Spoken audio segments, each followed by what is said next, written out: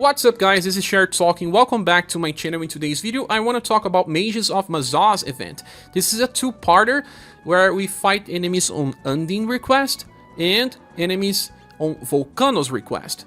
That means that you have two different places for farming, but they will drop the same materials. Although we have two different event box surprises for different rewards.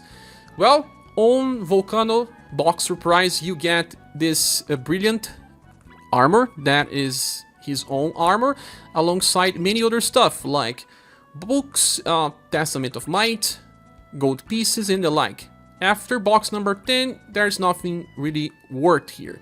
And then we have a different box for Undine request, and in her case you'll be getting her armor as well, but also some other stuff like gold pieces, books and promotion scrolls.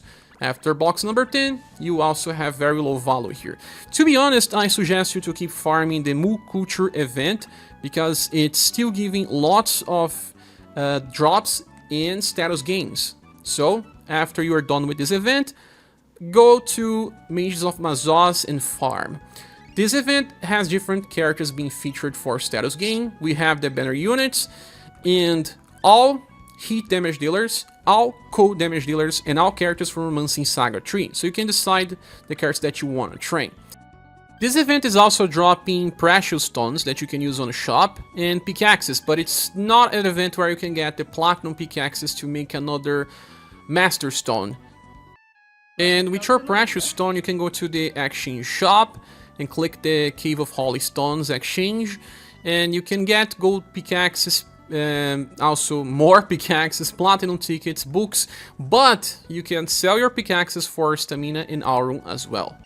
And one last thing that drops from this event are pieces for the Global X as Ellen. Don't forget to get her maxed, because she gives some nice inheritance to the current Ellen and for future versions of Ellen as well.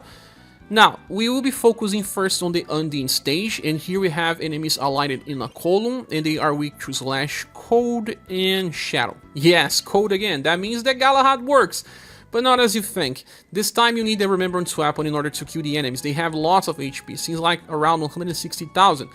So without it, you need extra help. He won't be able to solo, but anyone with AoE damage will be able to help Galahad, but here I'll be showing you what you can do with the Remembrance Weapon. Formation either Dragon Stance X or Magia Fight. So these enemies have around 169,000 HP, hence why he could not do it with the dedicated weapon. And well, I still believe it's good to use him. If you have the character and miss out on the other damage dealers, just bring someone that can do the remaining damage. But Galahad is pretty slow, if you care about speed. And if he needs help, it's even slower. The second character that works is the latest summer Lyza with inheritance of Wave Rush. Well, you need the Remembrance Weapon as well, because she was sometimes failing by using her dedicated weapon almost maxed.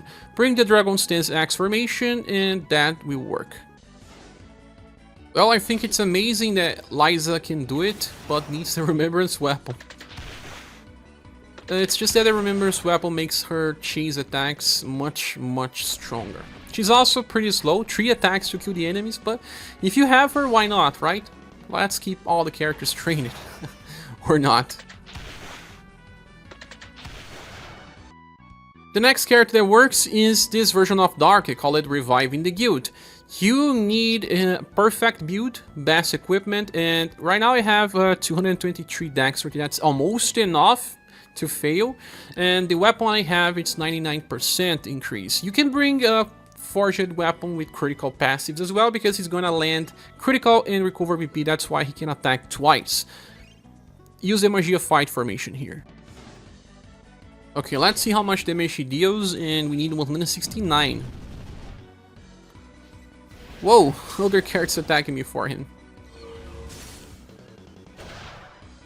Well, that enemy there could have survived.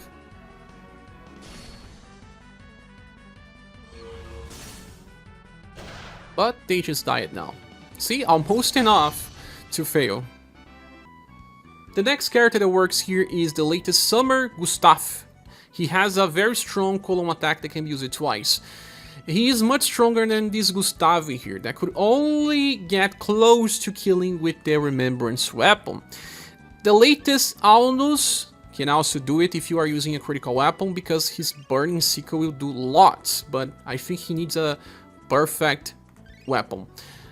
If you don't have those characters, you can run double Waterfall Blade, like even Platinum Grey has it, or even So-cho by inheritance.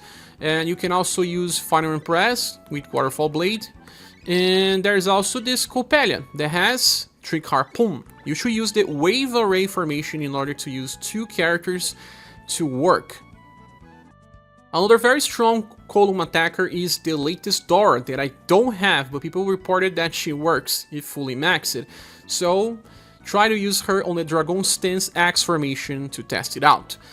Now, the other character that will work is Albert, but he may sometimes not work as intended, because he will attack 5 times with left fork. You will need a Remembrance Weapon as well, but depending on the order of the attacks, he may sometimes fail.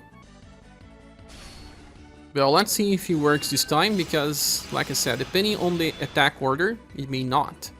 He worked it, so he recovered 10 DP. If your Arthur is not doing, bring someone to buff his damage, like Enya or someone else. See, this time the enemy survived, but someone will just finish the enemy by, well, later attacks. And now let's go to Volcano request part, and I don't recommend running here, but maybe you don't have the cards that I mentioned it. So, well, there is a combo that works kinda well. Bring the newest Shuzer with the Remembrance Gun, and Orbital Cloud Bait will be used twice. He lacks just a little damage to kill the enemy, so bring any other AoE damage dealer. I'm bringing Katarina now just because I want to train her, and use the Wave Array formation. Okay, so it seems like these enemies have around 150,000 HP. Shuzer gets close, he deals around 140 with a maxed build. And Katarina just helps out a little. Could even be her weakest attack, she will still do enough. And she's not a farmer, just to prove that anything will work.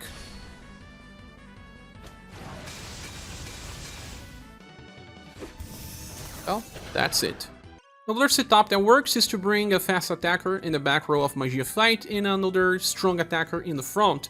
Well, here I have Subier because of his Wave Trust, and my Matriarch is in the front line. I'm using the latest one with Inheritance of Shining Glory. Okay, let's see how much damage we get. 78,000. 100,000. Much more than we need. Now let's see. It's good because it's just, you know, stable. And you don't get that many combos. Sometimes it happens, but you won't get as many. Now, using the same idea, we have Magia Fight formation with Talon in the front line. Remembrance Gun, he's gonna use Missile Cannon.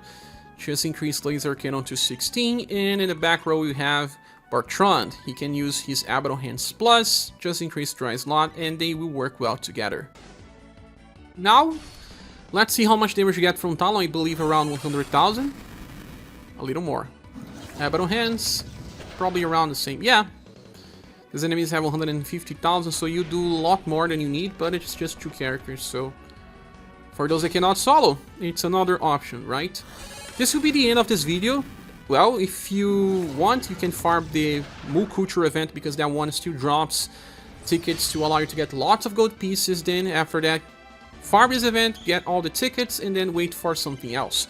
I hope this can help you with your farming. Thank you so much for watching. Please subscribe if you haven't. Click the like button to help.